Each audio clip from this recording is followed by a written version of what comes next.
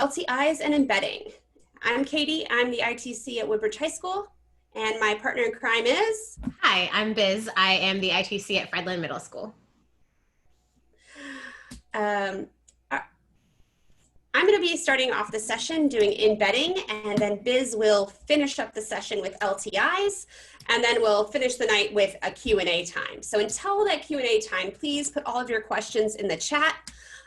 Biz is going to moderate the chat while I'm presenting, and then we'll switch places and I'll moderate the chat while she is presenting. Since we have a few stragglers still getting in, but pretty much a lot more than people are here than not, so that's great. All right. So we had asked and sent a link to a video to watch, but it seems that a lot of you couldn't watch it. The video was just telling you what LTIs and what embedding is, so we'll start off the session today doing that. So I'm going to talk to you about embedding. Embedding is where you can take content from another website and you can put it onto your Canvas page. This is extremely helpful for students that have executive functioning issues, and so not having a lot of different tabs to go to. With embedding, they're able to do everything that you want them to do right in the Canvas page. So that is the advantage of using embedded content. So that's what we can think of for my part today is embedding. Biz is going to do LTI tools. So those are the tools, when you make the assignment, you're going to select external tool assignment. Those LTI tools are things that you'll be able to grade with Speedgrader. Embedded content you cannot grade with Speedgrader. You'll have to grade it from the tool itself, or it just will be an informal type activity that doesn't even need to be graded. So that's how you can kind of think about the separation of content. Embedded stuff is not necessarily graded. LTI stuff is graded. Biz, do we have any questions before we get started? No, but I do want to make sure everybody knows that we are recording this and we are going to share that recording with you when the session is over. Yeah. And also at the end of the session today, there will be a Google form to complete for your attendance. So please don't miss the Google form that we'll be sharing. All right. All right. So I'm going to get started with embedding. Basics of embedding. This is your rich content editor box. This is where you're going to type content for your students. So I would just say practice. And this is where you would put your content. So maybe you're going to put notes, you're going to put videos, you're going to put directions. Those are all the types of things that can go in the rich content editor box. The other things that you can put in the box are embedded items. But we're not going to put it on this side of the rich content editor box. We're going to put it on the back side. So if I have any late 90s teens like I was, you're going to remember this from your GeoCities page, your MySpace page. We're going to get into some HTML coding. And the way you're going to access that is this little greater than, or it's less than, / greater than symbol. And when we click that, we go to the back side, that HTML code side of the page. You'll notice that I know I'm on the HTML side when my toolbar is gone. So when I click this button again, I go back to the front, I see the toolbar. When I go back to the HTML side, I can then see the coding that is included around my text. So this is where we'll paste the embed codes that we're going to get from various pages. Biz, are there any questions about that? Anything for me to address about in general? Embedding? No, everyone is giving you their full attention, no questions. All right, great. So I'm going to show you various tools that you can embed. I'm going to show you some where it's very easy to get the embed code, the tool gives it to you. And then I'm going to show you some more, let's say complicated ones where you're going to have to fill in the blanks to complete the code. And then I'll give you some just straight up codes that I've created that you can embed some stuff with. In our Canvas course, you have two major modules. You have the LTI module and lots of examples for those that Biz is going to show. And then the bottom module is the embedding examples. So all the tools that I'm going to show you today, we have how-to pages on each one. So if you'll click on the page, it will show you step by step how to do the embedding. It gives you the code, or it shows you where in that tool you'll get the code. So again, you'll be able to watch this recording later, or you'll be able to reference this course the whole year. We're not going to take you out of the course. Okay, you're going to have access to this resource all year, and you'll be able to go to those pages and see how to embed something. So let's get started. The first tool that I'm going to show you is Quizlet.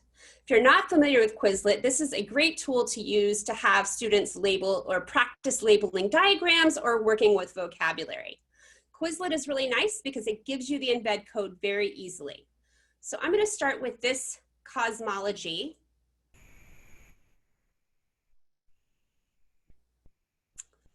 Cosmology, I was an earth science teacher. Cosmology is the study of the stars in the universe.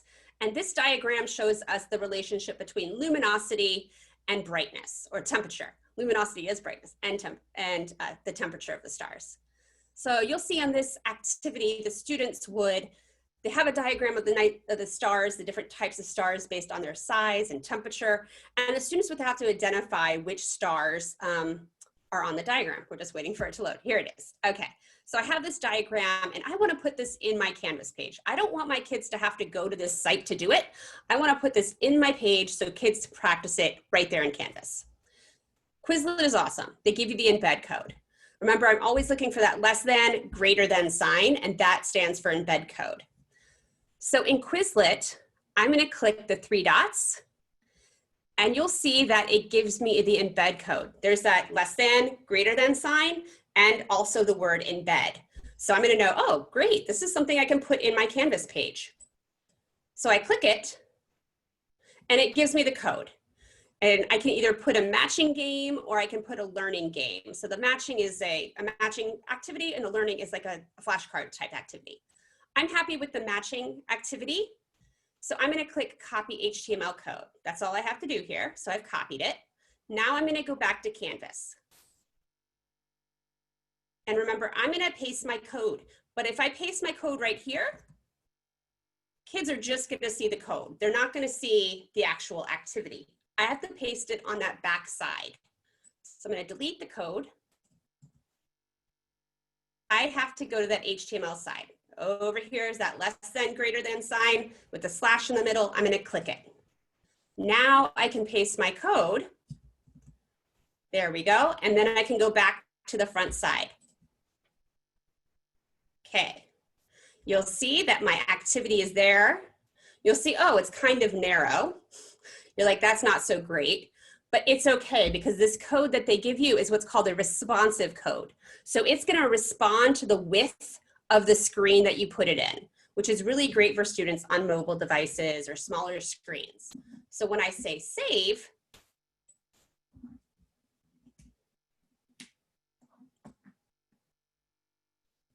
saving, you'll see that the Quizlet activity will expand and it will take up the whole width of the screen. So if a student has a bigger monitor, it would expand. If they have a smaller monitor, it would go narrow. So that is what responsive code means. It responds to the actual screen size. So here we go. Here's my Quizlet game. I can say start game, and I can then match my temperature or what these items are to the diagram. It's timing me. This is a great option for just having students practice with vocabulary. This isn't something you're going to grade. We're just giving them an opportunity to practice, okay? So that's what embedded activities are great for. So I'm going to give you this page, which is an example, and I'm going to let you play with Quizlet for a second. I'm going to put this in the chat. So you can go ahead and click on that link and go play with the Quizlet. You'll see that, again, we have those directions step by step for you to how to embed it. And then at the bottom, an example. Biz, do we have any questions? Yeah, I just a quick overarching thing to everyone real quick is that because of the amount of stuff we want to cover in this class, if you do miss something, we probably don't have time to go back and review it, but that is why we have that class here available to you so you can see all of the written instructions on how to participate in these or how to create these activities. And here's another question that just came in. Is this embedding code different from the type of code we look for in other apps on Canvas? I don't quite know what that means. Do you know, can you interpret that for me, Biz? Any idea? I think because you embed different things different ways, this embedding code will be different from some of the other embedding codes that you're going to show tonight. Yeah, I'm going to show you a few different tools and where you would find the codes. So yeah, I'm going to show you starting with Quizlet, then we're going to move to Nearpod, Flipgrid, Kahoot, Quizzes, and then Desmos today. And then we're going to move to Biz, and she'll show you some of those same tools, but the LTIs. So if your school has a paid Nearpod account, you're going to want to listen to Biz. So this is different than adding a hyperlink. A hyperlink would just be a link on the page that the student would click and would take them to another website. So they have to open a new tab. This just keeps them right here in the Canvas page. All right. So I think we're ready to move on to my next example.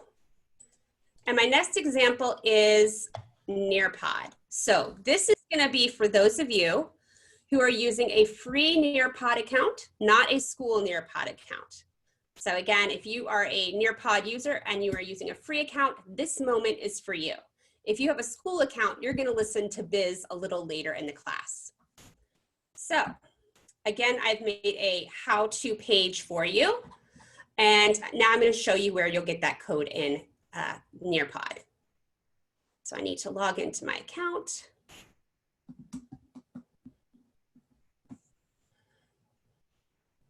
Biz, do we have any other questions while I'm logging in? Sorry, yeah, they just started pouring in, so I'm actually catching up a little bit. It does seem like a lot of people are having some access denied problems with our course, which is surprising because we've done this 3 times and haven't had problems. I'm not sure what's going on with that. I don't have any advice for that, except that maybe you will have better luck tomorrow.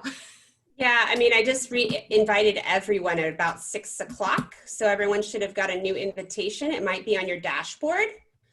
And I think maybe after this course tonight, we'll make it public so you can share with your colleagues as well. It looks like 162 of you have not accepted your invitations yet. So that could definitely be the cause to you not having access. So go to your main dashboard in Canvas and definitely try and accept that invite. All right. So if I'm in Nearpod and I have a free account or I have a personal paid teacher account, this is how I can embed an activity. So if I'm going to give my students a self-paced lesson, I'll click on self-paced. And you'll see at that bottom that magic lesson greater than with a slash sign that tells me I can make an embed code. So I click embed. I want to make it large because I want it to be as big on the screen as possible. So I choose the little large checkbox and I copy that code. Then I'm going to go over to Canvas and I'm going to paste it back on that HTML side. So I'm going to go back over to Canvas. Oh, here we go. I'm going to go edit this page.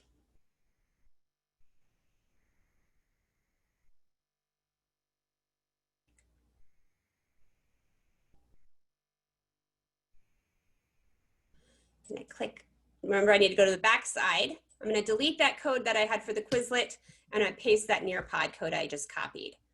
Then I'm going to go back to the front side.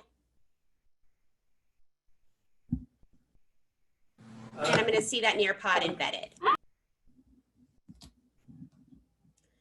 And it's just that easy. And then your students would have access to do this Nearpod right here in the Canvas screen. Biz, do we have any questions about the Nearpod? A really good question that I'd love for you to talk about a little bit. If you have a paid account, but you just want your students to practice and not have it for a grade, would you do this embedded thing? Correct, yeah. So if you wanted to give them a Nearpod and it's not a graded assignment, it's just a practice, this is totally the way that you can have them do that. And then the question is, if you do that, do they need to enter the code? Nope, because it will be right here. That's part of the code that you copied. So if I go back to Nearpod, I can see that right here is that pin code, the AZNSQ that matches this code up here. So the code is actually part of the embedding thing that you're putting on the page. So they do not have to have a code. Perfect. Anything else? I think you're good. Okay. All right, so that's Nearpod. That's example number 2. And now we're going to move to, and here, I'll give you the page for the Nearpod directions right in the chat. So you can go there and you can experience what it's like to have that Nearpod on the page. Close some tabs. All right. My next example is going to be Flipgrid. So Flipgrid can be an LTI tool, and Biz is going to show you that in the second half of the training. But you might want to embed a Flipgrid if it's something you're not grading, like if it's a community building activity. Embedding a Flipgrid might be more user-friendly or more relevant than making it a class assignment LTI grade. For instance, this might be useful for a get to know you activity at the beginning of the year. So Flipgrid also is very easy in giving you the embed code. So when I'm here in my Flipgrid account, I'm going to click on the grid that I want to embed. And I'm going to look for the blue share button. Okay, I click that share button. And you'll see that magic embed code, that less than / greater than sign. So I just click to copy the embed code. And I go over to my page. Go over to my page. And I'm just going to delete the code that was there for Nearpod, and I'm going to paste this Flipgrid code. And then when I go back to the front side, I'll see that Flipgrid embedded. Again, it's a little bit narrow. And when I save it, it will be there on the page. So again, this is a great use for using Flipgrid in a more communal way than just trying to get responses from students. You'll see this is how it will look on the page for students. They'll be able to click and record a response. Another thing to note is whenever you embed content, you also want to include a direct link. So there are going to be some students that the mobile device is not going to be very friendly for using the embedded content. Also, students that are blind or vision impaired and using a screen reader also won't be able to utilize the embedded content. So here above this Flipgrid, I would write Flipgrid or back to school night Flipgrid. And I would go to Flipgrid and I would now get the direct link. So I'm going to copy that link, go back, and it put the direct link, the direct hyperlink in. So if someone's using a screen reader, they would choose the link while other students could choose the embedded item. It also just provides any student the choice to either open the link or use it embedded. All right, Biz, any Flipgrid questions? One that just came in and I haven't had a chance to answer yet is, can students see each other's post when the Flipgrid is embedded? That totally depends on how you set up your Flipgrid. You can set up a Flipgrid to be moderated and videos hidden until you approve them. So if kids didn't want to see each other, if they don't want other people to see their video, you just don't approve it, and then it never gets posted. So that's definitely one way you can have a grid where students submit, but they don't have to see each other's. Anything else, Biz? Does the immersive reader work for embed codes? Ah, that's a great question. So let's see, I need to save it. All right, so we have the grid here. We can click on the immersive reader, and it most certainly does work right there. All right. Anything else? No, yeah. I think you're good. All right, cool. The next item I'm going to show you is Kahoot. We get a lot of requests for Kahoot. So I'm going to show you how you can add a Kahoot game to your course. You're going to do this one a little bit differently. So I'm going to go to Kahoot, and I am going to look up my stuff. Where are my stuff? Where are my Kahoots? Oh, I need to log in.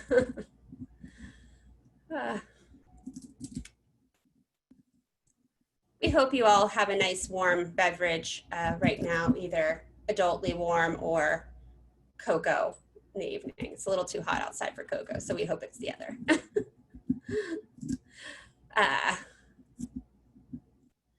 All right.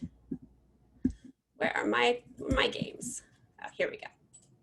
All right, so You're going to go to the Kahoot game that you've created or you've pulled into your library of Kahoot.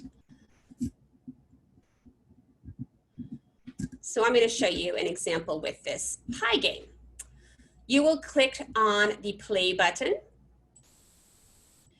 and you will not click host. Host is what you would do for live. So if you're going to do a Kahoot over Zoom, pick host. But we're going to pick a challenge that's self-paced. So I'm going to click on challenge. I'm going to pick when it's due, so when my students have to do it, and some other options that I have. And I'll say create.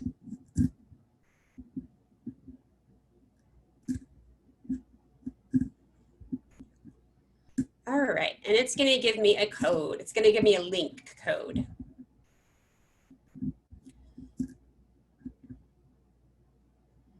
All right. So I'm going to copy the URL for the Kahoot, and I'm going to go to my module. So you'll notice I'm not doing this on a page. I'm actually doing this on a module. And I'll click the plus button. And I'm going to click external tool for my options. So I'm adding an external tool to my module. You'll see, oh, sorry, wrong. External URL. I'm adding an external URL to my module. Then I'm just going to paste that link that I got from Kahoot. Yeah, so Kahoot link. I'm going to say Kahoot review game, just giving my page a title. I would make it more specific with the specific topic, but just for the example, I'll say that. And then I had to just click item. And now it's going to be part of my module. You'll see it's down here at the very bottom. And when I click it, it's going to open and it will be right there on the page and the students can play the Kahoot game. So there it is, and kids can play. Biz, any questions about Kahoot? Yeah, the main one is, does it need to be embedded into a module, or is this just an example? Could it be posted on a page instead? I haven't played with it on a page. I've just done it this way, but I'm sure you can figure out with an Iframe code how to embed it on a page if you want. Mm-hmm. Yeah, I think this way is very straightforward, though. It'll feel like a page to the students. Yeah. There are some questions about the option that you picked and how you didn't choose host. Right, so host would be what you're going to pick a link for a live event. Challenge is what you pick if it's a student self-paced. If one kid's going to do it at noon and another kid's going to do it at 6 p.m. and another kid's going to do it at 2 a.m., you want to pick the challenge option. And I'll go back to that and show you again. And as that loads, will you also answer, how will teachers be able to see the results from the students' Kahoot You will go back to Kahoot and see the results there. Yeah, you will always, in embedded tools, you will always go back to the tool to get your results. So again, you're going to click play. You're going to click challenge, the self-paced option in Kahoot, not the live hosting situation. So I'm going to click challenge. I pick my stuff. I'm going to create new, pick my settings, and I'll say create. You'll see I have a limit of 2,000 players. I can share this with the world, apparently.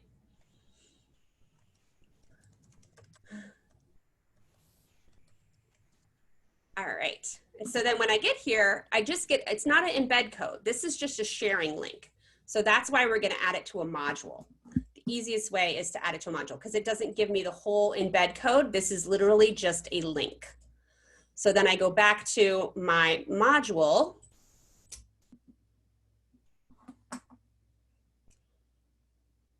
And like I showed before,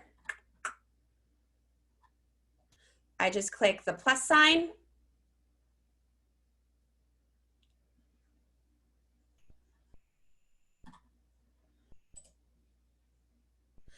I'm going to say add URL, external URL. I'm going to paste that link that it gave me, and I'm going to put the name of the review game.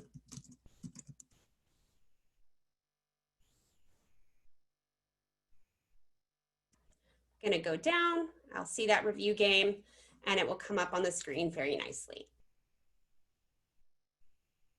Biz, were there more questions about Kahoot? Just one more just came in. Can students create a name in the challenge mode, or is it automatically going to take their name for their Canvas account? That will depend on how you set up the challenge mode. So they're gonna have to type in their name. Yeah. And You'll also see it nicely tells them that they could play it on a mobile device if they wanted to. I think you can go. I think you can go on to the next thing.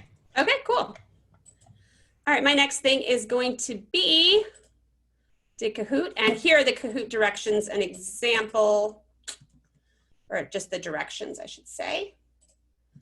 So the Kahoot directions are in the chat, and again, all of these things are in the course that we invited you to. All right.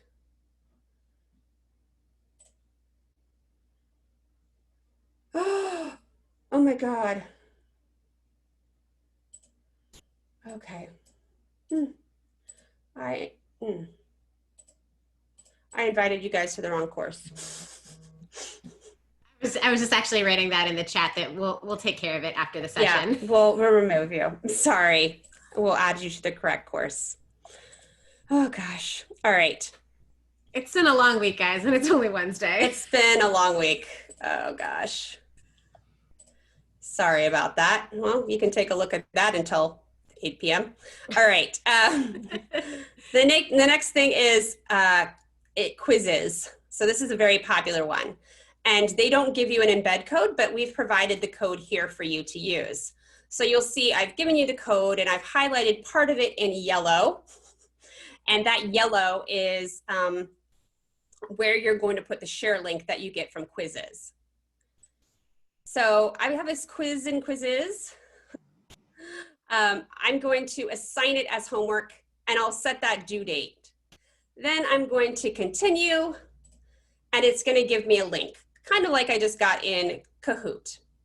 I'm going to click on to get a share link. Now this is a trick. So you'll see there's a Canvas button.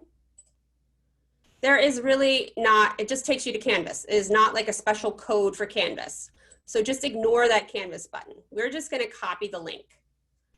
So first thing I need to do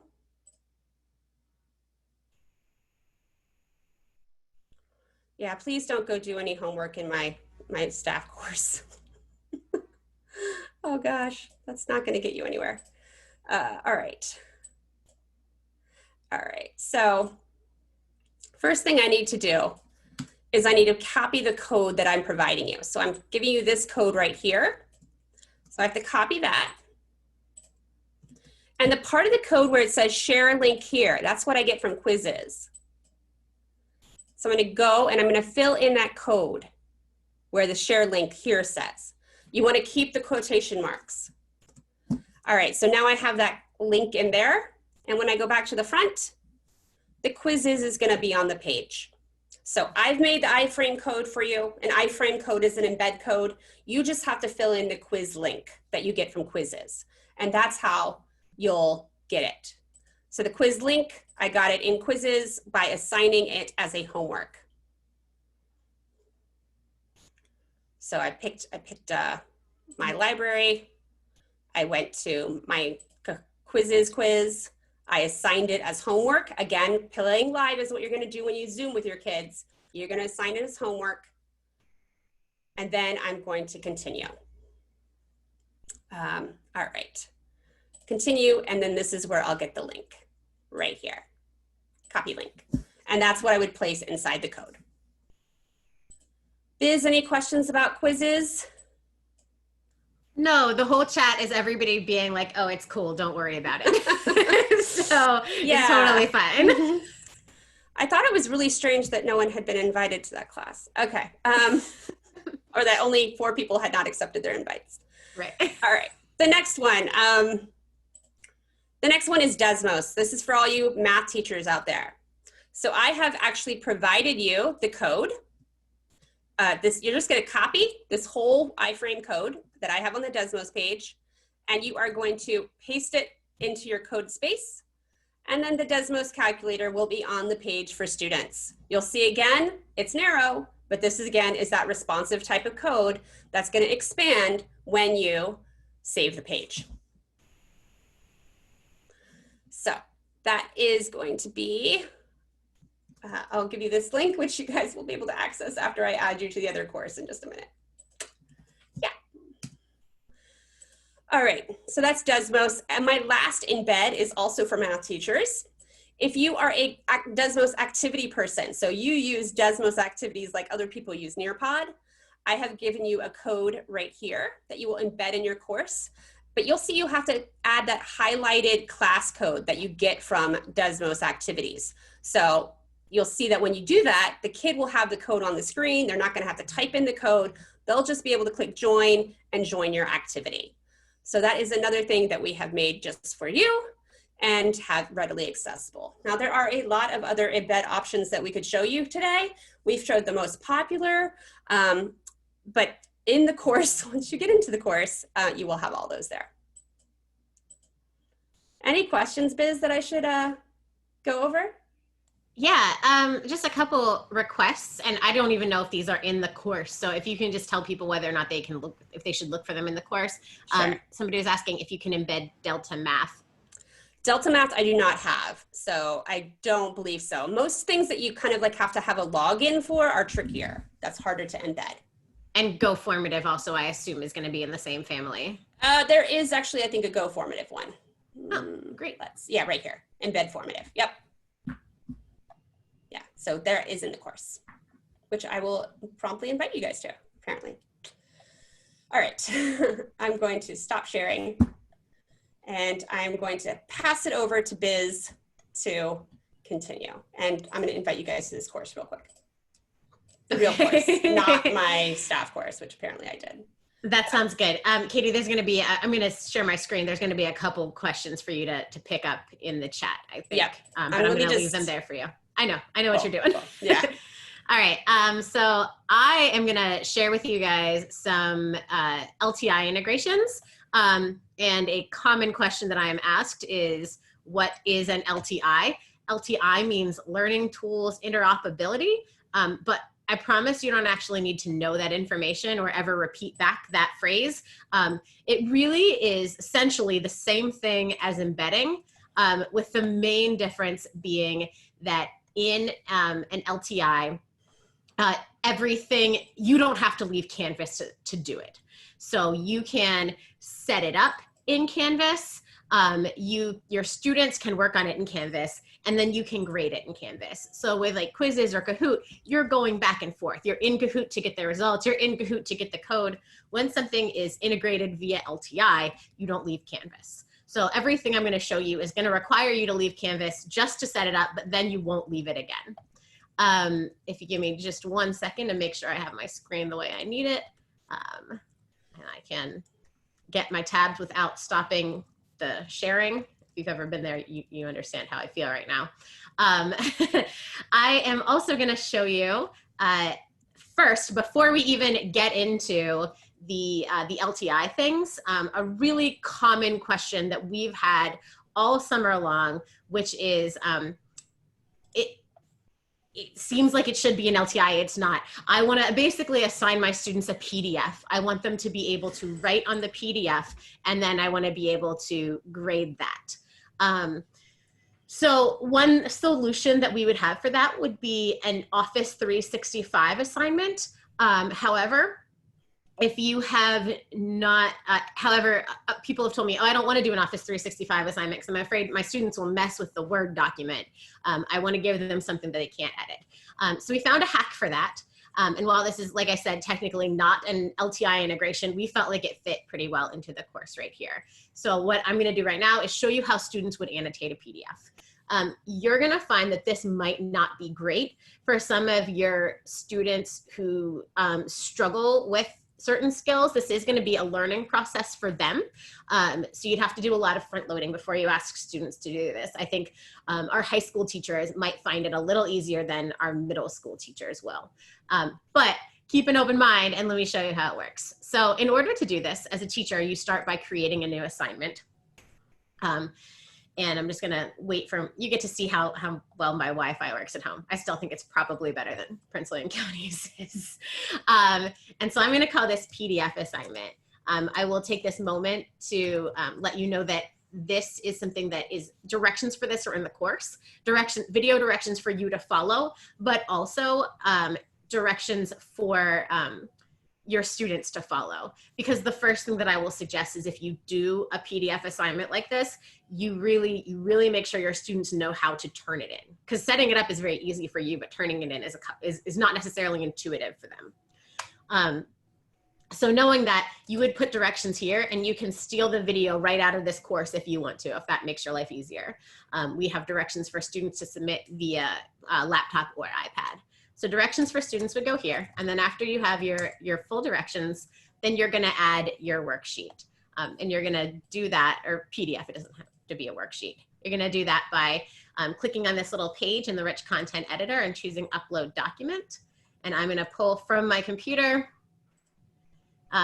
from my downloads, I am looking for my, I have this ready, my order of operations page. So I will just click submit on that, and that's gonna bring up this just as a hyperlink for me. And that's gonna be it in terms of your job for creating this assignment. You'll do all of the other things you always do with an assignment.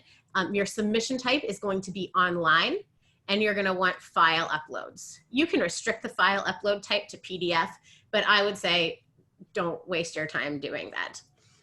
You wanna make sure your submission attempts is more than one. It's gotta be at least 2, but unlimited is probably fine in this scenario as well.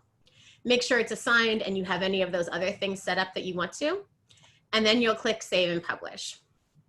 So not actually very challenging to set up. Let me show you what it looks like from the student's point of view. So I believe that we have the same PDF set up in a module, so I can show you how the students are gonna see it. Oops.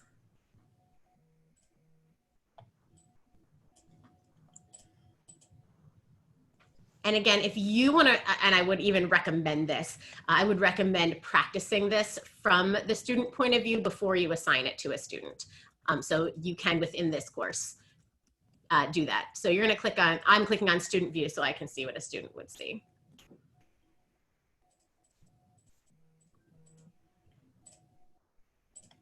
So here's a PDF example. As a student, I'll click on this assignment.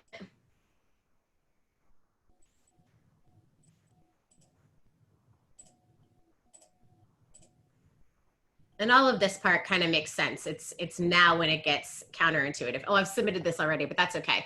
The first thing the student is going to do, and this is they'll see submit assignment. I'm seeing resubmit because we've taught this class before.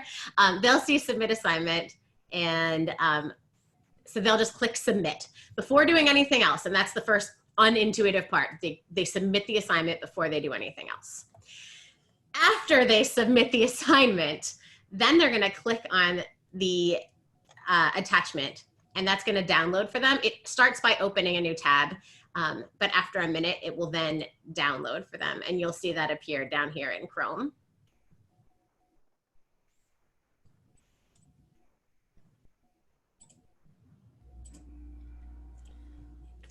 And I'm actually realizing that I needed to, okay. So they'll see this file upload thing when they're ready to submit the assignment. They'll choose file, and you can just click and drag that up here so that they can upload that file, and then they submit it. Without having done anything to it, they submit it. And that's where they're gonna be kind of messed up. You get the fancy confetti, you did it, but here's where they're actually gonna be able to do the work. After they submit it, they're gonna look at their submission details.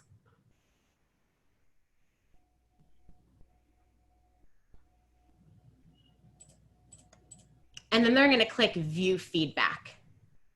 And when they do that, it's going to give you this tool that's going to look really familiar. I clicked those 2 arrows, and now I have all of these annotation tools up here across the top of my screen. And I can use like the highlighter tool in order to do that. I can add text here, and I can draw, I can use any of these annotation tools that you are probably familiar with from the Speedgrader now as the student. And when I'm finished adding all of my annotations, I can click save and then resubmit that assignment. And when I resubmit it, my teacher will get it again with all of my annotations on it. Are there any questions about that, Katie? No, someone was just asking if we had student directions for this. And yeah, there are 2 videos in the classroom, the real classroom. One is for students on a laptop and one is for students on an iPad. So you can show them, put those videos in with the assignment and it will show them how to do it. Yeah. And those are right there in this top module on annotating PDFs. So your directions for you setting this up are right here for teachers. And then the students' directions, there's 2 separate videos here on this page.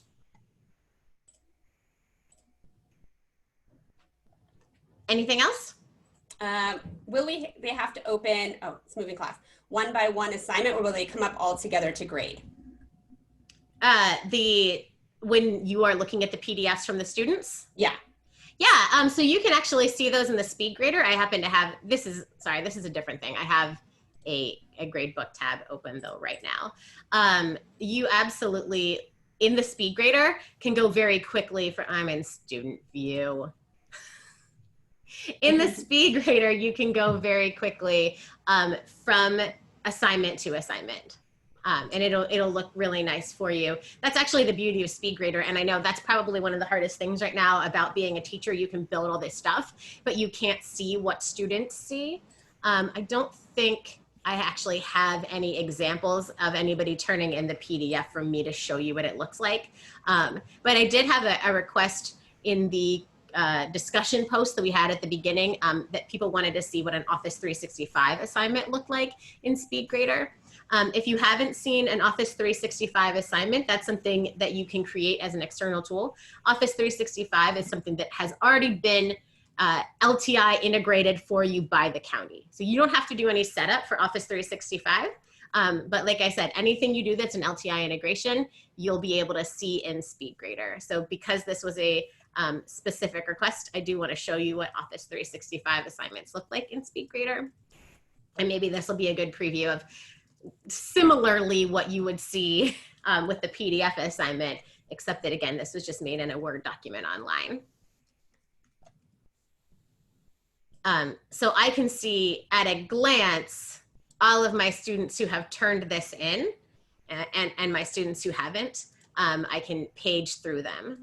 And this is what you'll see. It'll be very similar when you see the examples of work that your students could do as a worksheet type of thing. And again, you'll see these same annotation tools that your students will have. So you've got your highlighter and your text and your strike through. You can make comments. But yeah, so that's what the Speedgrader looks like when students are turning in external tools. You can still grade them one after another very quickly for any students who are in the same course together. So those are the main things that I wanted to tell you about some of the integration pieces that are already there. But mostly what I want to talk to you about is the integrations that you are going to have to set up yourself. One tool that Katie has already talked about, but that I think is one of the most powerful tools that we have in all of education, but especially during distance learning, is Flipgrid. This is one place where we get our students a chance to share their voices. I hear a lot of times people asking, you know, how do I know my students didn't cheat? I think Flipgrid's often going to be a great answer where students can explain to you what they know and you know it's coming from them. So Flipgrid is one integration that you are going to have to do for any course that you teach. Most of these integrations, once you set them up once, most of these your ITC can set up for you, and then they'll just be done for you. However, Flipgrid you have to do yourself. So I want to walk you through the process of doing that. And I just realized that I've already done it in this class, so I'm gonna show you it in a different class real quick. This feels like a good empty class that I can set Flipgrid up in. If you have ever tried to do an LTI integration, it's always the exact same process. You'll start by looking at the course navigation, scrolling all the way to the bottom and clicking on settings. Mommy. Hi, if you guys could just keep your devices on mute, that'd be great, thanks. Within settings, you will then go to this tab right here that says apps, and you'll search for the name of the thing that you want to install. Not everything can be done by LTI integration. Tons of things can, right? Lots of these things that you've probably never heard of and never plan to use. A lot of these are college type things that we just don't use. A quick way to check if it can be integrated via LTI is to start to just type that in. So as soon as I type in Flipgrid, this comes up. And when I click on it, I have the choice to add app. So you're always going to see when you add this, you're going to be asked for the consumer key and shared secret. And the hardest thing about an LTI integration is figuring out where you're going to go to get those consumer keys and shared secrets. So let me show you with Flipgrid. You're going to start by going to your Flipgrid account. If you are new to Flipgrid, I'm not going to talk too much about how you use Flipgrid in class and with your students, but I would encourage you to check out some county offerings about Flipgrid. I believe there are courses being offered on that. Once you're logged into your account, you're gonna click on this little smiley guy, and you're gonna choose the second option, which is integrations. And this is gonna take me to Flipgrid and Canvas, yay. And you're gonna click add new integration. And the next thing you're going to do is you're going to give it a name. This course is my first period A day. And I'm going to click create.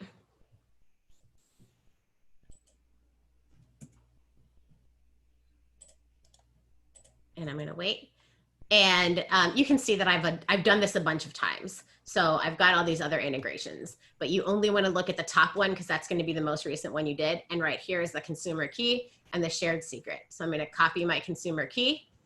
I'm going to take it back to Canvas and paste it in. I'm going to copy my shared secret.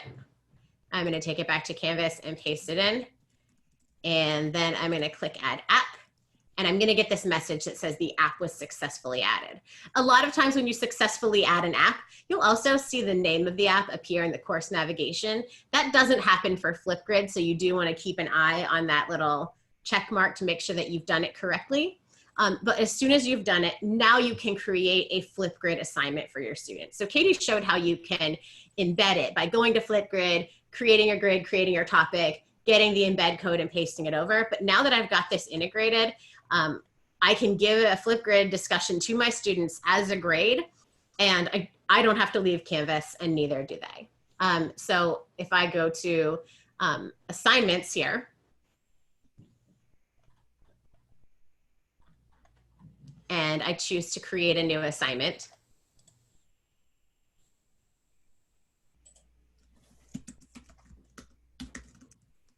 again, I'm going to give it a title. You always are going to start with your assignment title. And then any directions you want to have for your students would go here, especially if you are new to giving them a Flipgrid assignment. It's always great to let them kind of know what to expect here. Again, do all of the things that you would do to set up an assignment, but your submission type is going to be external tool. You're going to choose find. And then you're going to scroll down to Flipgrid. I have found that often once I integrate it once, it still shows up here twice. I'm not sure why that happens, but I've never had a problem by just clicking on the first one. So I click on the first one and I click select. And that's all I have to do to set this up at first. I can choose, again, all of the assignments that I give. And then when I click save or save and publish, my students will see, well, if I publish it, my students will see the Flipgrid that I've set up for them. Now, if you've ever set up a Flipgrid, you know that you actually have to do a little bit of work here. So this is going to give you a very blank document. Oh, it will make you do this the very first time. You won't have to do it again. I'm creating a course group right now. But you'll see that this is the same way that you would look at student responses. So as soon as student responses come up, you can see them here with, again, like I said, without leaving Flipgrid, and you can check them out in Gradebook as well. My recommendation is you can go here and you can edit the topic and you can change anything. I actually do prefer, once I have created a Flipgrid topic in my course, I feel a little more comfortable editing editing it back over in Flipgrid because that's where I first learned to use Flipgrid. But you can see, even if I don't, I can go right here. I can change the title. I can change the prompt. Your prompt is automatically going to be pretty lame, but you can do that, and you can change all of those settings you're used to seeing when you set up a Flipgrid topic, again, without leaving Canvas, unless you want to. One thing you'll notice is that the way Flipgrid sets this up is as soon as you do this integration, it creates a grid for you called whatever the name of the course is where you did the integration. And so nobody can interact with that grid or any of the topics on that grid unless they are part of this class. So it really does kind of make it exclusive to your class, which I think is kind of nice. It gives you an extra level of privacy and community. The downside of that is that, like I said, you do have to go through this process for every course that you teach. And that's Flipgrid LTI. Katie, any questions on that? No, I think someone says, once I integrate the class, it's good forever, or do I have to do this every time? Oh, once you go through that integration process, that LTI where I got the secret codes and stuff, that's one and done. From then on, you can just work with your assignments and you'll have that option. Next year, when you have new courses, you would have to do the setup one more time again. And here's a great question. If you've cross-listed classes, are they able to access all Flipgrids? That's a great question. Yeah, so after you cross-list, you could do a Flipgrid integration, and then that would bring those kids any kids in the cross-listed classes would be interacting with the same grid.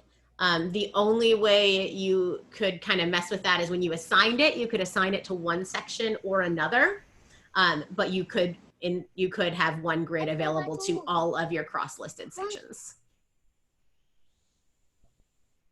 Someone asked, and I have no idea what they're referring to, the red banner about the Frola editor. Do you know what they're referring to? No, I don't. F-R-O-A-L-A. Oh, it's right here. I don't know. I don't know what that means. Never seen it before. Yeah, I will tell you that if you go access this within Flipgrid, you won't see that same red thing. So that might be proprietary.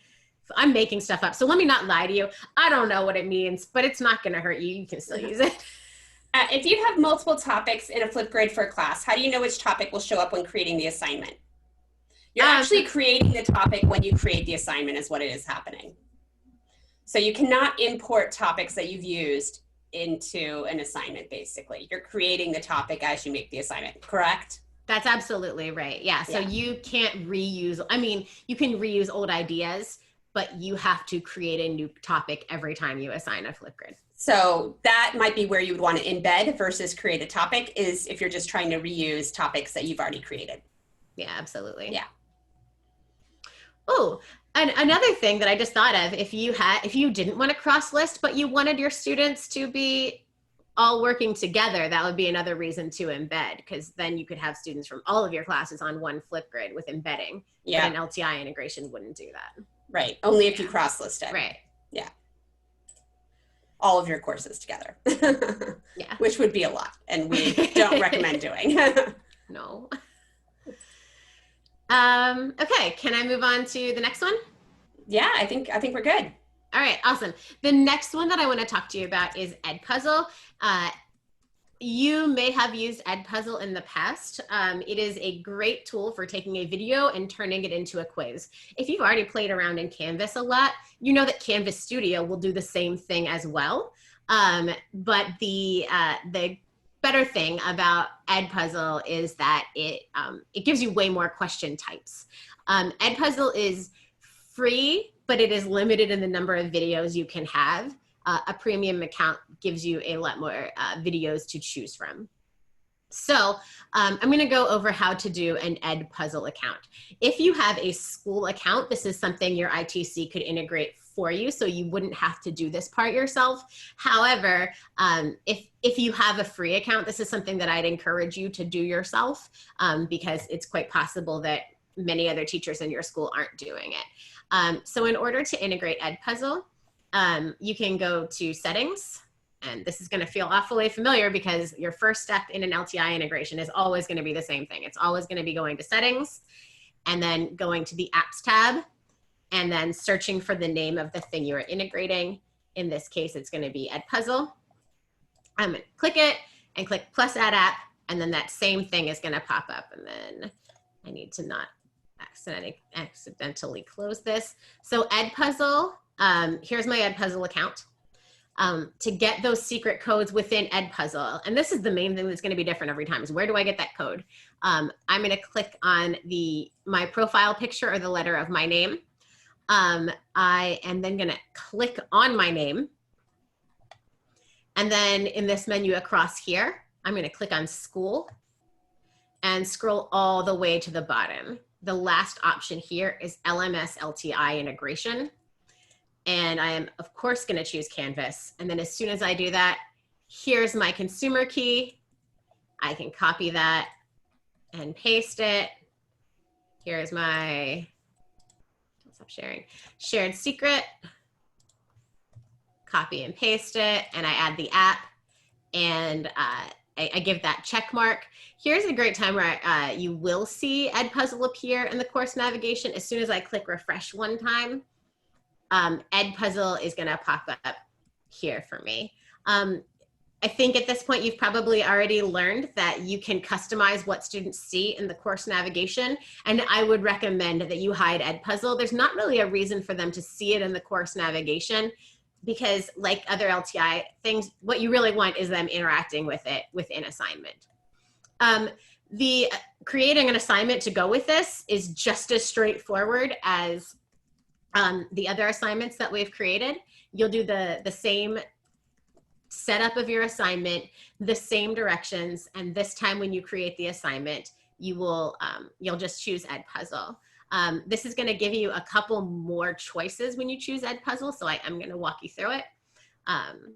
Again, you'll always start by going to assignments and plus assignment, and this is my Edpuzzle example.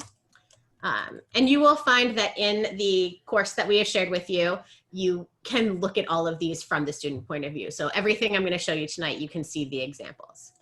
Again, directions here for the students. Your submission type is going to be an external tool, and you'll click find. And this time we're going to choose Edpuzzle. I will tell you that as soon as you integrate something, sometimes it can take a second for your course to recognize it. So I know Edpuzzle integrated successfully because I do see it here, but sometimes it does just need an extra minute or two or a reload in order to find it here. You know, Edpuzzle, I'm trying to promote you. I'm trying to make people think you're cool. You're only hurting yourself here. We can check back on that in a minute. I'm just gonna let it do its thing. Like I said, if you do wanna see what a student sees, you can look there and I'll tell you what you would see if this loaded correctly. And that's that as soon as you get into Edpuzzle, unlike Nearpod where you just essentially are, here's a blank Nearpod, go. This time you can choose anything that you've already made in Edpuzzle. So you can pull from your assignments already there. I'm gonna try one more time. Haha! All right, Edpuzzle, you didn't let me down. So this time when I click on Edpuzzle, it's gonna give me this one warning message one time. And now here are all of my Edpuzzle videos that I already have set up, and I can review them if I want to. I've got, you know, the number of questions that I have here. Here's a Canvas video. So I'm gonna click on that watch button. I can watch it back if I want to. I probably don't because I made it, right? So I know what it says. Actually, I didn't make this one. I stole this out of their library.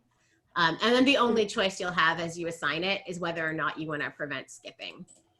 My opinion is that if you're showing students an Edpuzzle video, you should prevent skipping. I mean, if you think this video is worth watching, you should force them to watch it. So I always leave prevent skipping on, and then I just click assign. And that's it. I click select, and then that's gonna pop right into the assignment for me. And all I have to do is click save and publish, pop it in a module, and my students can see it. This isn't the one you're gonna see anyway. You will see the same example, but not this one, so I don't need to worry about where it goes. And like I said, if you go and if you want to see what that looks like from a student point of view, it's going to look just like Edpuzzle.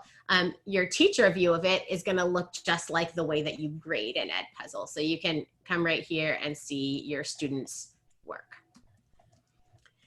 Any questions about Edpuzzle? Does it close caption?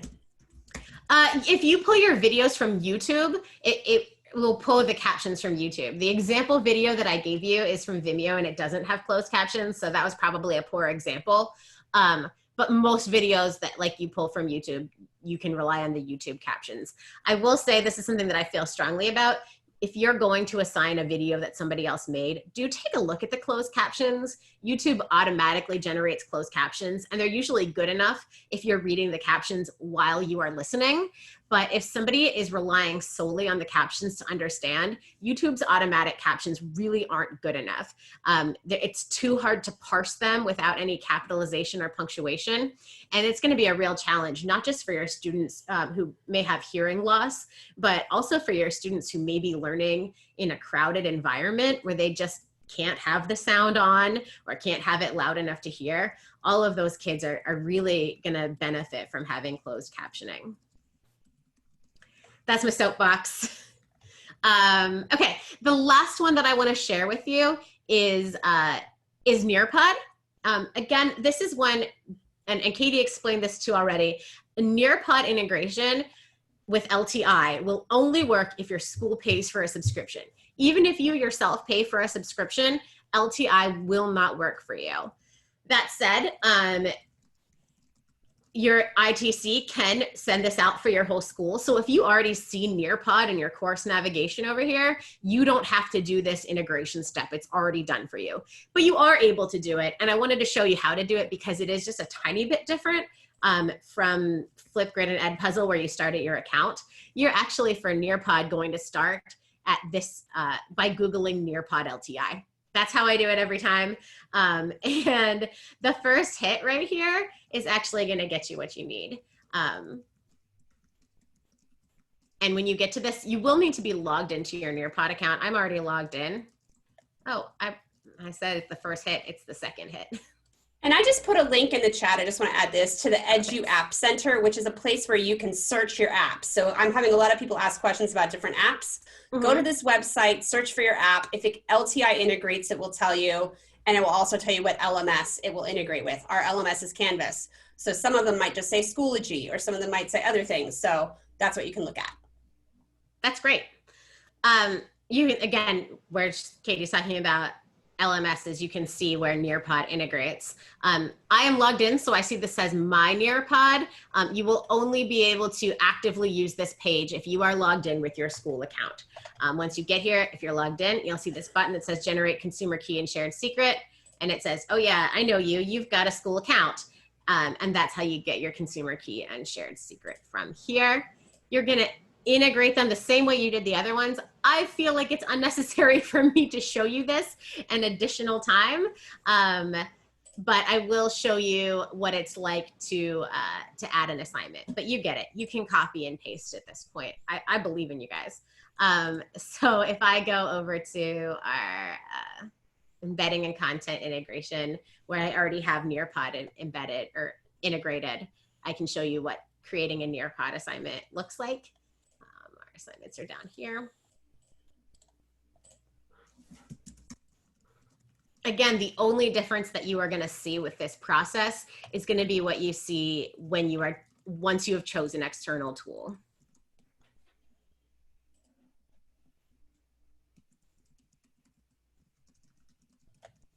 You give it that name. No, thank you.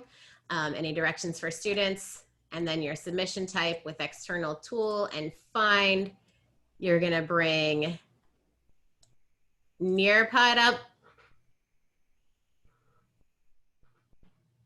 And this, if you are a Nearpod user, should look very familiar. It's just your library. And so anything that you have recently put together, hey, look, there's Katie's accessibility class. You can choose live participation or student paced. Obviously, if it's going in a module, you want to choose student paced. And then you're just going to click select. And then all of these other things that you do, and click save. And then it comes up very nicely for students to look at, again, without leaving Canvas, and their work goes beautifully into the Speedgrader.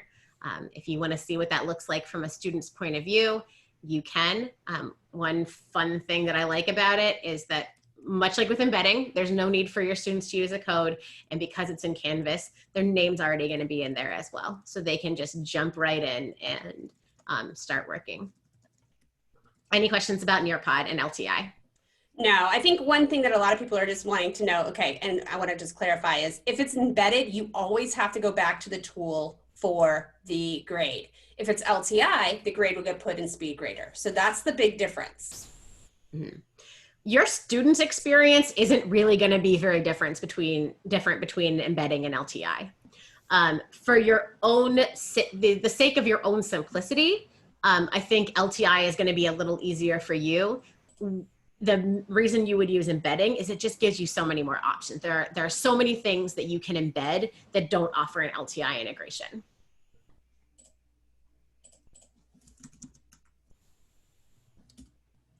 Anything else, Katie? No, that's it.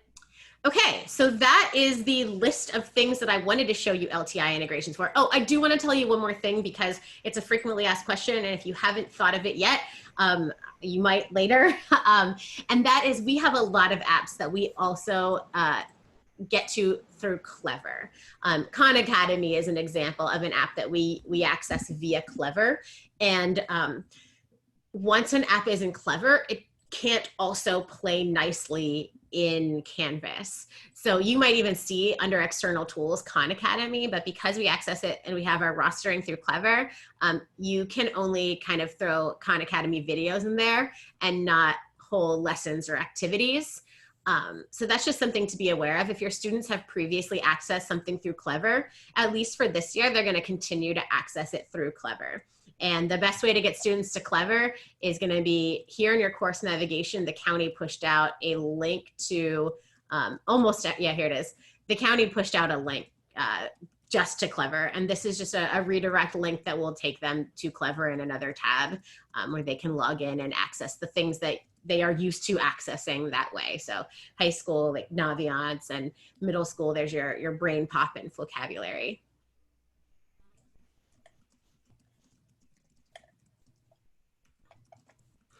I think I'm going to stop sharing my screen and we can field any questions. Sound good? Sounds good. All right. I've gotten most of the people out of my class course.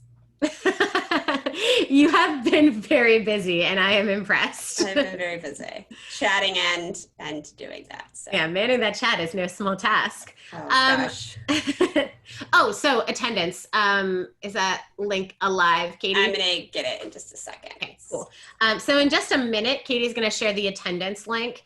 And after you get that and fill it out, you can feel free to go, but we'd love to stay here and try our best to answer any questions that you have. You can pop them in the chat, or if you want to, you can maybe raise your digital hand, and we'll try to give you a chance to speak out loud.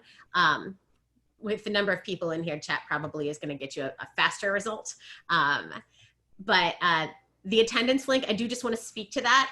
Please, please, please worry more about the attendance link until it is done than worrying about questions. It is the only way. We have, I think, 221 people in here right now, and there's just no other way for us to mark your attendance. So focus on making sure you fill that out correctly. And I say correctly because it's a surprising number of times that somebody fills out the attendance link with like our name instead of their own name. And we know we were here. So please make sure that you do carefully read the form and fill out the questions accurately. The form is about to be visible in the course. Yeah, it's just I'm actually just going to put it in the chat and then I'll put it in the course again. It's It's almost there. Okay. Yeah, I know you're juggling a lot. Sorry. Yeah. No, okay. So picking up in the chat from the last time Katie answered, I'm going to start going through some of these questions. If the school has purchased Nearpod, will it appear on the side in all the courses?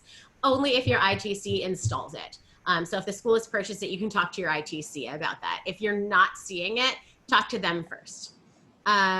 Using Microsoft 365, what's the difference between using a PDF and a Word doc? I would say the main difference is it's probably is on the student end. On the student end, it's going to be easier for the student to edit the Word document, but it's also going to be easier for them to mess up the Word document. So those are some pros and cons that you have there. If your school purchased vocabulary, can this be added as LTI? No, that one is still Clever right now. At least for this year, vocabulary is going to be through Clever, no LTI or embedding. And I see that question has come up a couple of times. Even if an app is installed, you still have to go to settings and add the app. I don't know, maybe sometimes. I showed you the ones you are most likely going to have to do are going to be those, the Flipgrid and the Edpuzzle. Those are, like I said, unless your school pays for it, something that you should probably expect to do for yourself. For navigation, if we make a navigation link disabled, does it lose that tool? No, it doesn't. It just means students won't see it in the course navigation. You should still be able to like hide the Nearpod link in course navigation, but still assign a Nearpod assignment. It doesn't, most of those tools they're not very helpful in the course navigation. So I would actually recommend hiding them. Francis, we have no problem. We will send this recording out, if not tonight, tomorrow morning, just depending on how long it takes to process versus how long we feel like staying awake. We have no problem with you sharing this content. We want everyone in Prince William County to be as successful as possible. So please feel free to share. I see that Katie's got the attendance in the chat. So it is also live in the classroom. So it's embedded on a page, which is live. So if you want to refresh your class, it should be there, maybe. It's like right below the welcome. So it should be like the second it should be there page. In the welcome page. But yeah, 171 people have done the attendance, so we're looking good. We should have only about 100 more. Flipgrid question. If I integrate a Flipgrid on a page for questions that they may have, it's really a Canvas question that you're asking. So they are, if you don't want them to see work from each other's classes, they won't. Like if the classes are not cross-listed, they 100% won't. If the classes are cross-listed, you can still choose to assign that Flipgrid video specifically to one section. So you can still prevent them from seeing each other's work in Flipgrid. It's just an extra step if you have cross-listed.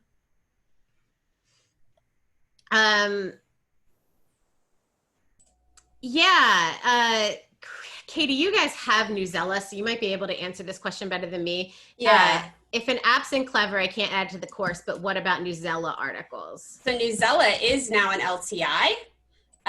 They added it on, you should see the Newsela link in every one of your courses. And you can access it through there and it will roster. So no longer will Newsela, even the free Newsela, be rostered through Clever. It will now all be rostered through Canvas. Your ITC received an email about that on Monday. So you should be able to talk to them about using Newsela in Canvas, especially if you have a paid account. It's going to be really nice. Free still works. It's just Newsela free is much more limited than it used to be. Yeah. If in Office 365, can you use an existing Word document to be graded as an LTI? Yes, 100%. You just have to put it in Word in your OneDrive first. As soon as it's in your OneDrive, you can use that Office 365 tool to assign it to students. So this is a good question too. If we have the regular versus premium accounts in any of these apps, will that affect being able to do the LTI? LTI is really a service that is for premium accounts. Sometimes you can sneak one in with a free account. Flipgrid's always free, so that works for that. But for like Edpuzzle, that's one of the few ones that I know actually works for a free account. Most of them won't work for a free account. Then there's some nice words. Okay. There's a question about cross-listing and pros and cons. Do you want to talk about that, Katie? Because we talked about it yesterday. I know it's not on topic, but I think it's probably something a lot of people have questions about. Yeah, cross-listing. So your schedules are going to be A and B days because they're planning for if we return hybrid. So you will probably want to cross-list those A and B day courses. So first period A day, first period B day. Those are really one class, but they're going to have them separated in the hub and in Canvas for if we do go back in a hybrid mode. So you're going to want to cross-list those, but you're probably not going to want to cross-list like all of your world histories together. That's just going to be kind of messy on the grade book is all going to be combined into one grade book for all of your classes. And our grade book between the hub and Canvas is not going to sync. So doing that entry from one to the other would be trickier if you just have one list of all your kids. Does that answer that? Yeah, I think that's pretty good. I think both of us are in agreement that probably the best thing for secondary teachers is to cross-list their classes by period and otherwise leave it alone. And if you have a strong desire to do it a different way, your opinion is valid. There's enough pros and cons of both ways that like it's just worth spending some time thinking about it before you make the decision. You just have to decide before you publish. Yeah. You do have to decide before you publish, for sure. No, go ahead. No, go. Yeah, it's okay. I was going to go on to the next question. Okay, perfect. Okay. And this is OneNote embedded or an LTI. OneNote is already integrated for you. So if you want to use OneNote, you should see that in your course navigation. Make sure it is enabled and not hidden from the students. And if you click on it, it'll walk you through setting up a OneNote class notebook for yourself. And so you'll be able to, what I would recommend if you're not going to make that class notebook until the kids are in it, but you can make a class notebook practice right now, and then you could copy that content over to your class notebooks later. So if you're trying to get going on creating a notebook, you can definitely do that, but it's not going to be connected to Canvas right now. I have teachers who are doing that where they want to get their notebook ready before they have their classes and they're just planning to copy pages over. Yeah. It's one more step, but it lets you get a little bit ahead. Easiest way to share this course with your coworkers if you want to is going to be we're going to send you the link. Katie, did you say you want to make this course public? I figure why not, right? Yeah, why not? Yeah, sure. So you'll be able to once it's public, you'll be able to copy and paste the link to your. Apparently, I like to make courses public to people they're not supposed to be public to. I have no problem with it. No, I meant just like my staff course. Oh. All right. Sharing means caring, Katie. Yeah, right? Let's see. So let's see. Let me test it out. Incognito window.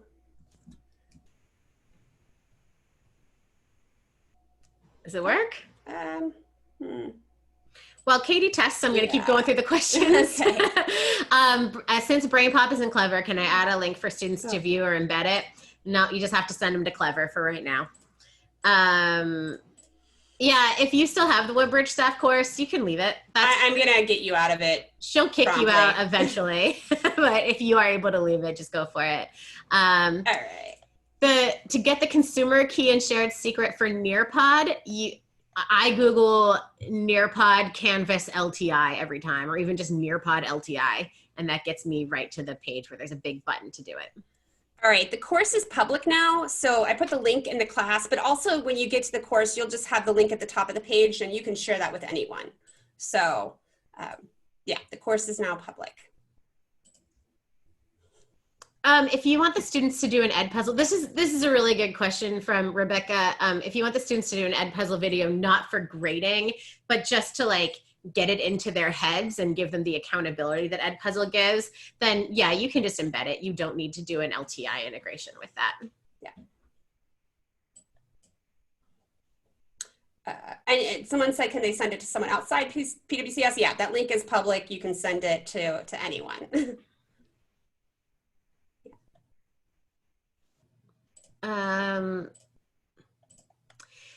Do you know of a way that students can annotate a PDF with fewer steps? Yeah, I know. No. Not an approved way. No. Not an approved way is correct. There are some other ways to do it, but we don't have the green light on anything else right now. So unfortunately, that's the best answer we have. I do know if you are a Google school, you can upload a PDF and open it as a Google Doc and it can be annotated. I just saw that there's a hack for that online. The same actually kind of in Word is supposedly they can open a PDF and annotate it. So. Somebody asked if I want brain puppets, does I have to contact them for the shared secret and key? Here's my thing about brain pop. It wasn't even an option to integrate it before, and now it appears to be. I'm going to play around with it, but for now, my advice is going to be brain pop isn't Clever, and students have to access it through Clever. Yeah. If I learn anything differently, I will put an announcement in our course so that you will get a notification, because that is something that I'm just going to double check on, because anything that can be integrated, I think, is better than sending kids somewhere else, period. Totally. So if you could make that change, I would love to. Yeah, totally. Clever access and Canvas access are not going to happen for you at the same time. If you don't have Clever access yet, I don't know when you're going to get it. It's in the, do we have an ETA on that, Katie, that you recall? I'm sorry, what? When teachers, like new teachers, are going to get Clever. Oh, I think because the sync isn't happening right now. So remember, I think it's supposed to be on Monday is when the sync is happening again, but I could be wrong about that date, but I thought it was the 24th-ish. Okay. Tentative Monday. I just know that it's not yet, and it isn't tied to your Canvas access. I have heard that people who have been locked out of Canvas started getting in today, so I'm very hopeful for you. Even if you've already reached out to the help desk, I would encourage you, if you're still not in Canvas, to reach out again.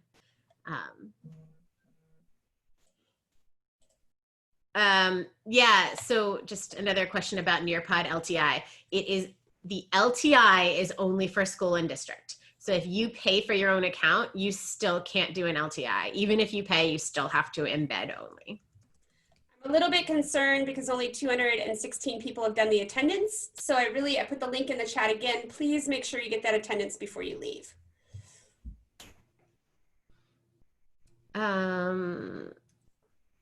I'm going to read this out loud and let you start answering questions, Katie. My brain is getting tired. For both Nearpod and Kahoot, if I want to put the live lesson in Canvas to just keep myself on pace with my Canvas lesson timeline, can I add it and maybe just hide it till I'm ready to use it?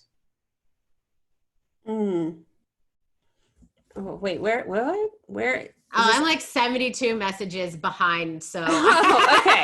I'm going to read it to you again though, because I'm not sure.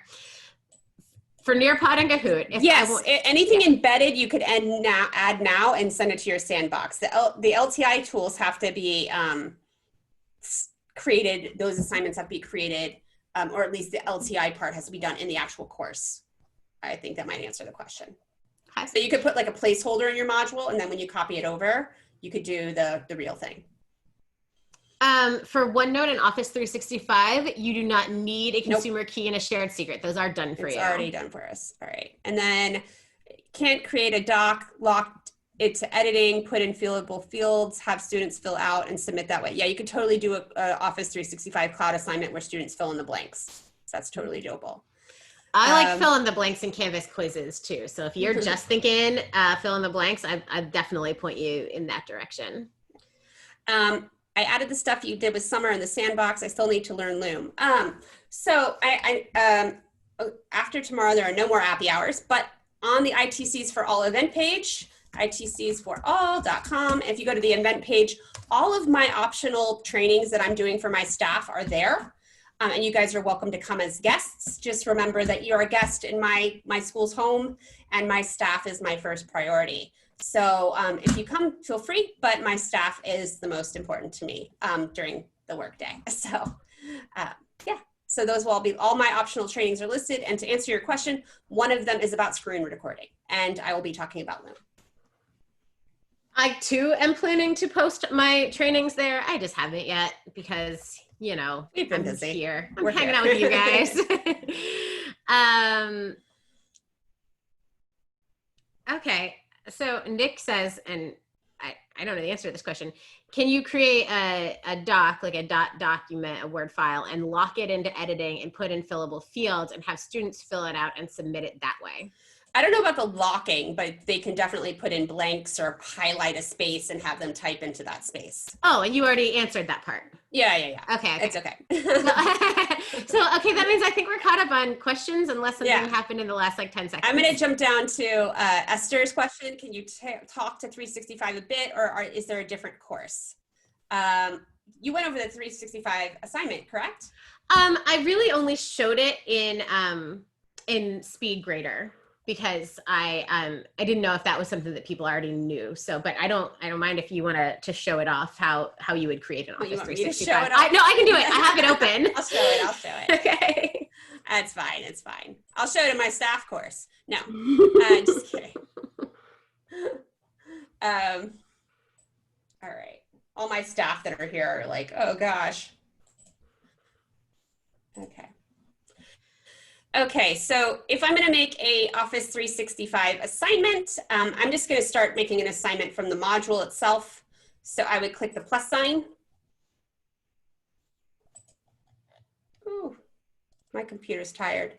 All right, and I'm going to choose assignment. It's going to be a new assignment, and I'm just going to say Office 365 example.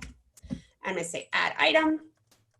Let me go down here. All right, and when you open the assignment and you're making the assignment, remember for these LTIs, you're always going to be choosing the external tool.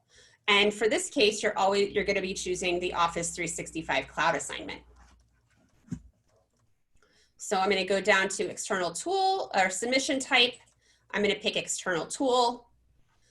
I'm going to say, maybe if it's thinking apparently.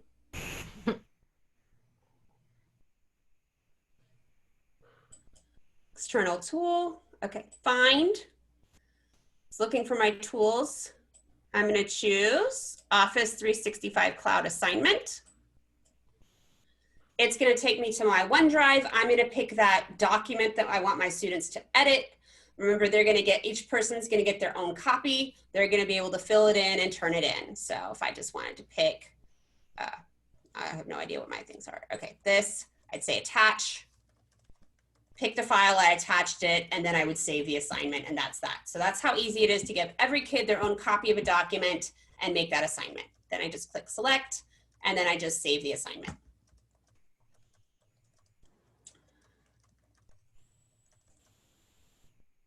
All right. Any other questions, Biz? I don't think so. I think everybody's just saying thanks, which is nice.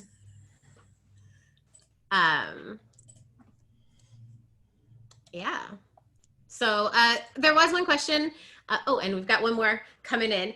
So while you're typing, let me just speak to this in case this applies to anybody who didn't see my message. If you still haven't filled out the attendance form because you don't see your school listed, we're not really checking your school. We like to know where you came from, but we won't hold it against you if you lie to us about what school you're in.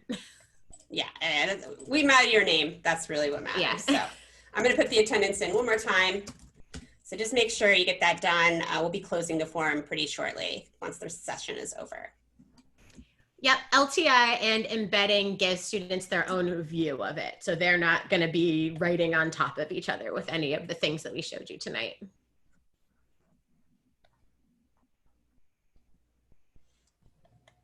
Kenneth, not really sure how you're integrating the Google slide, but you would also just provide them a link directly to that slide deck so they could open it in a new window. But it should take up the screen. Another way that you can embed a slide deck, if it's just something that they're viewing, and I can show you here.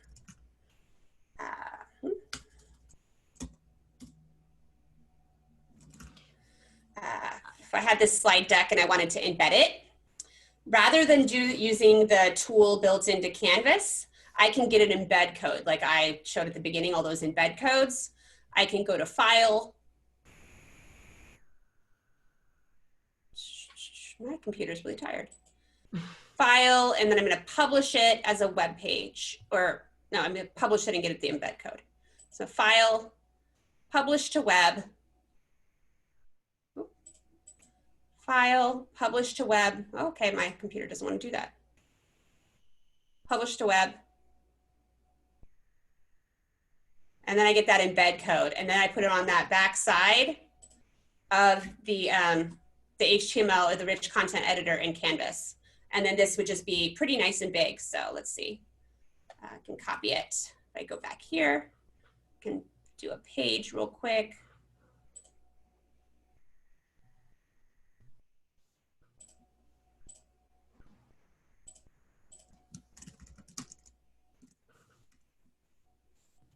And there's an example of this already in the course that you can view later.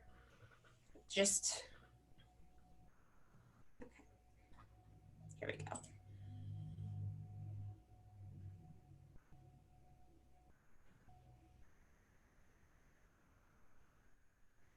Edit.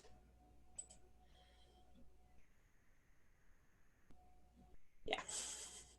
Clicking the buttons too fast. All right.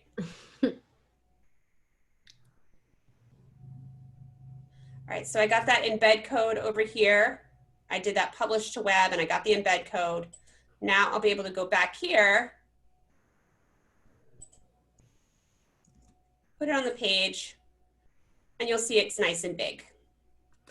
I do know what you're talking about though. Like if you give a Google slide as an LTI, the student view does come up kind of tiny, but I believe they have the option to pop that out and see it in like full Google slides. And that's what I'd recommend they do, because it can be a little tricky to look at that LTI on the actual page. And speaking of slide type assignments, if I wanted to have students click and drag things, how would I do that? And I would say that's a great use of an external tool, like an Office 365 cloud assignment with PowerPoint. And within that PowerPoint, they can do that. We're saying Google Slides, but please, please, please don't use Google at all with a personal account, even if you're not asking students to interact with it. If you have something going on with Google, it needs to be in a school account, or you need to choose a Microsoft product. So that's the county policy for protecting your data and student data. Mm-hmm.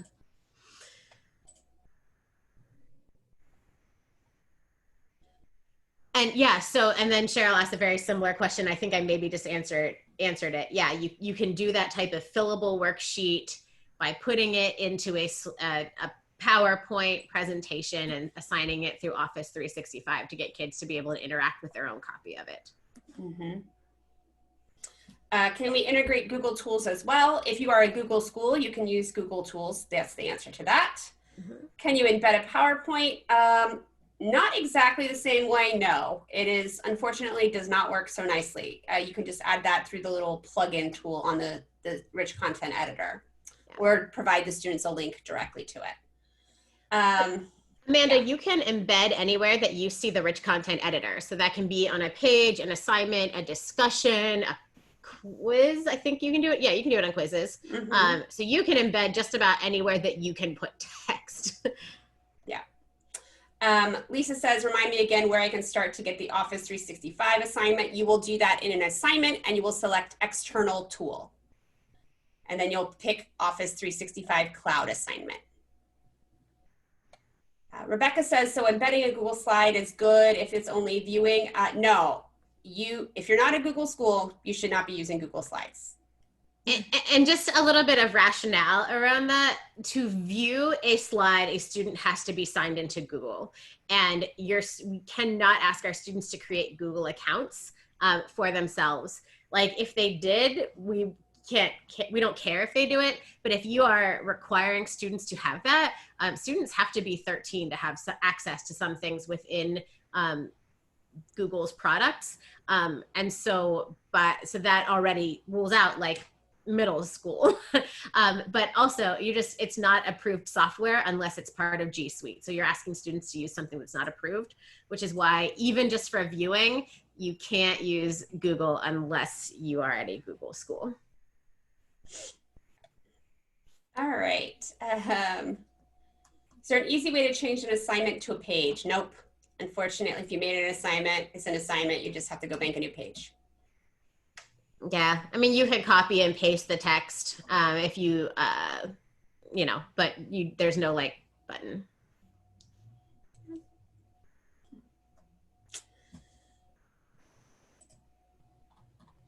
I feel like we're winding down, but there's still 82 people in here. Yeah, PowerPoints, they look like they embed. Like you could embed a PowerPoint. You'd be like, haha, I've done it. And you'd feel really good. But then a student would look at it and it wouldn't work. So yeah, it's very deceptive. I don't know where the problem exists, if it's with Prince William County or Office 365 or Canvas, but it's not something that we can do right now. Yeah. Immersive Reader is only on Pages right now, sadly.